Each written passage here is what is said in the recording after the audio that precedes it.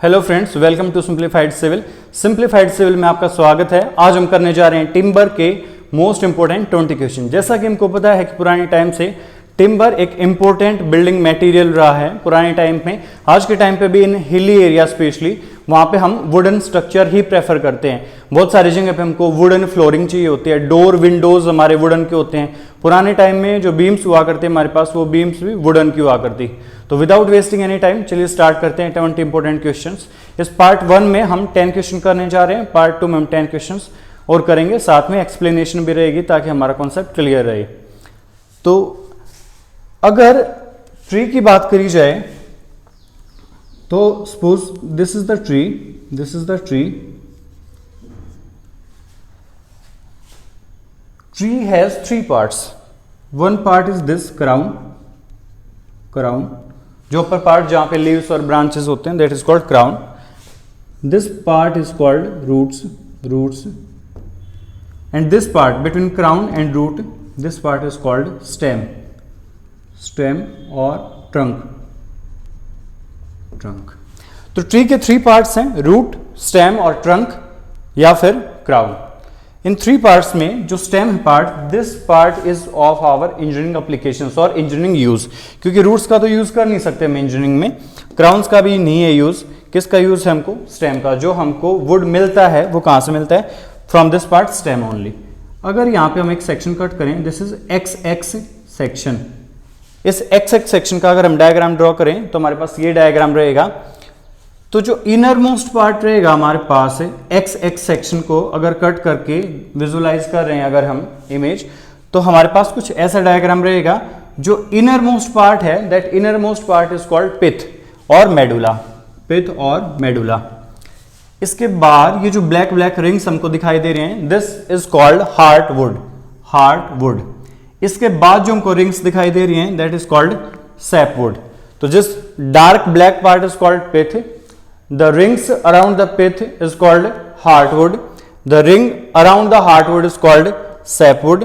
sapwood के बाद हमारे पास क्या है? Cambium layer. ये जो रेड रेड हमने दिखा रखा है ये है कैमियम लेयर। इस कैमियम लेयर में nothing but the sap which is yet to be converted into sapwood. तो यहाँ पे क्या होगा? हमारे पास सैप होगा, फ्लूइड होगा, लिक्विड फॉर्म में होगा, जो कि क्या बन जाएगा कुछ टाइम के बाद? ये कैमियम लेयर कुछ टाइम के बाद कन्वर्ट हो जाएगी सैपवुड में। अगेन कुछ टाइम के बाद ये सैपवुड किस में कन्वर्ट हो जाएगा? हार्टवुड में। और कुछ टाइम के बाद ये हार्टवुड किस में कन्वर्ट हो जाएगा? पिथ में। तो इसका मतलब ये हुआ कि जो सबसे ओल्डेस्ट पार्ट है स्टेम में वो क्या है? पिथ। पिथ कभी पहले हार्टवुड रहा होगा, हार्टवुड कभी पहले सैपवुड रहा होगा, सैपवुड कभी पहले कैमियम लेयर रहा होगा। तो हमारे पास ये पार्ट है, वन इज पिथ और मेडुला। ये ओल्डेस्ट पार्ट है, darkest in colour, then heartwood, then sapwood, then cambium layer. This cambium layer is covered by bark. This cambium layer is covered by bark. ये जो पोर्शन दिख रहा है हमको ये है bark. This is inner bark, inner surface. This is outer bark, outer surface. जिसको हम तना भी बोलते हैं हिंदी में। ये कैमियम लेयर को प्रोटेक्ट करता है फ्रॉम एनवायरमेंट। अगर कैमियम लेयर किसी भी रीजन की वजह से रिमूव हो जाएगी तो जो कैमियम लेयर है, अगर ये बार्क किसी भी रीजन की वजह से या जो तना है किसी भी रीजन की वजह से अगर रिमूव हो जाएगा तो कैमियम लेयर एक्सपोज हो जाएगी टू द एनवायरमेंट और फर्दर कैमियम लेयर सैपवुड में कन्वर्ट नहीं हो पाएगी। This is called slow death of the tree. तो ये हमारे पास मेन मेन पार्ट हैं। तो ये थोड़ा सा बेसिक हमारा क्लियर हो जाए इसलिए है। तो स्टार्ट करते हैं फर्स्ट क्वेश्चन से। फर्स्ट क्वेश्चन से एक चीज और, यहां पे हमको बहुत सारी रिंग्स दिखाई दे रही हैं, सर्कुलर रिंग्स, इनको बोलते हैं एनुअल रिंग्स। नियरली हर सीजन एक एक रिंग ऐड होती जाती है। तो जितनी ज्यादा रिंग्स होंगी इसका मतलब ट्री की एज उतनी ही ज्यादा है। और ये जो एनुअल रिंग्स हैं इनके परपेंडिकुलर रिंग्स होती हैं रेडियल डायरेक्शन में, रेडियल डायरेक्शन में। इनको बोलते हैं मेडुलरी रेज। जो ट्री के सेक्शन में स्ट्रेंथ आएगी वो किसकी वजह से आएगी? Because of medullary rays. तो these rays are called medullary rays, medullary rays. तो दो टाइप की रेज या दो टाइप की रिंग्स होते हैं। एक तो हमारे पास एंगुलर रिंग होते हैं, एक मेडुलरी रेज होते हैं। एंगुलर रिंग्स से तो हम एज बता सकते हैं ट्री की, और मेडुलरी रेज ये स्ट्रेंथ प्रोवाइड करती हैं ट्री को इन लेटरल डायरेक्शन। तो चलिए स्टार्ट करते हैं क्वेश्चन। क्वेश्चन फर्स्ट हमारे पास, एक लिस्ट 1 है हमारे पास, एक लिस्ट 2 है हमारे पास, हमको मैच करना है लिस्ट 1 और लिस्ट 2 को।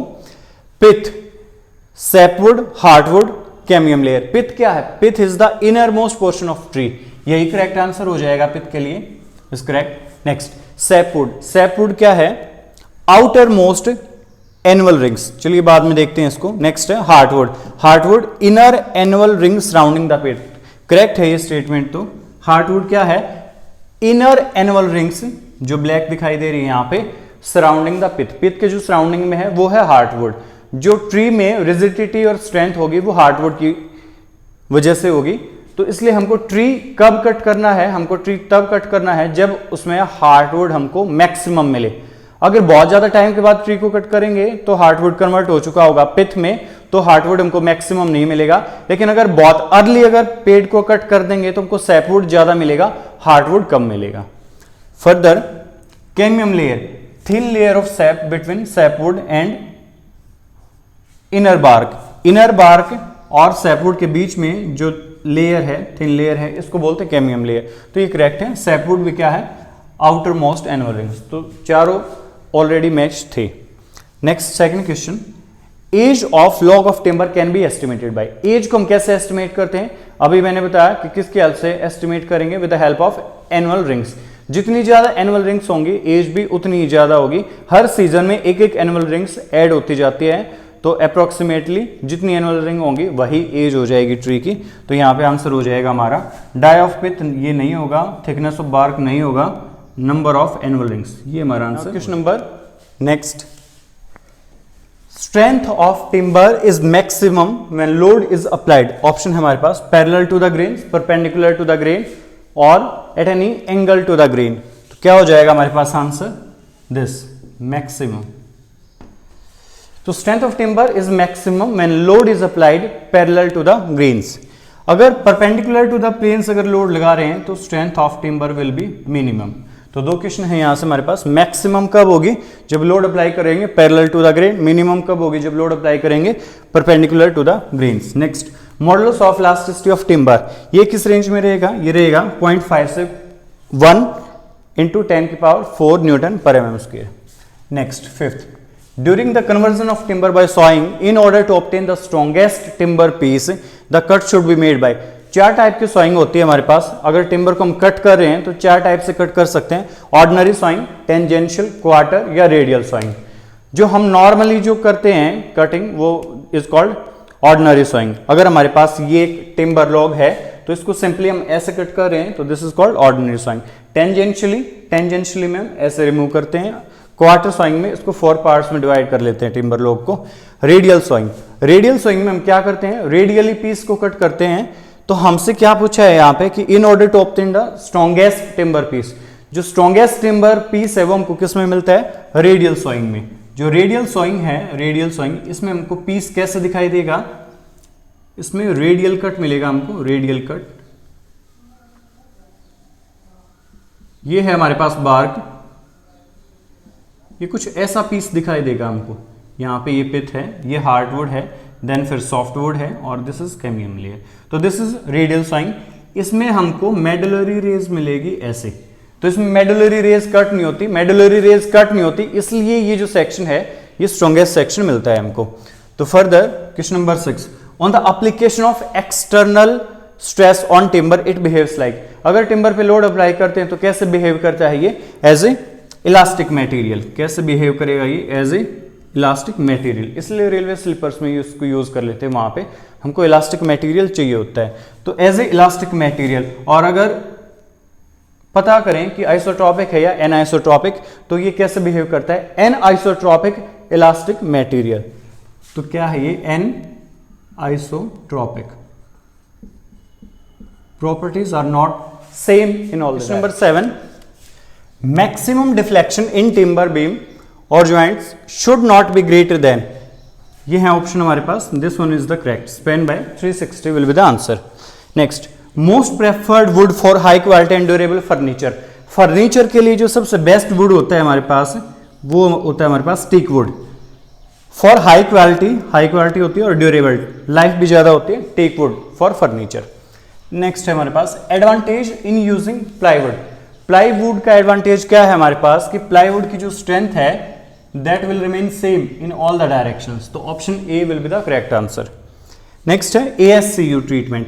ASCU ट्रीटमेंट हम व्हाइट आंट से बचने के लिए करते हैं, तो ASCU ट्रीटमेंट टिम्बर में is a preservative for wood developed by forest research institution Dehradun, comprise of chemicals. इसमें 3 केमिकल यूज करते हैं, AS2O5, CuSO4 and K2Cr2O7।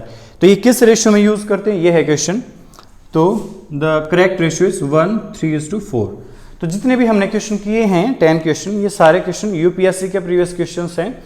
Next part में हम 10 क्वेश्चंस और करने वाले हैं। Thank you very much.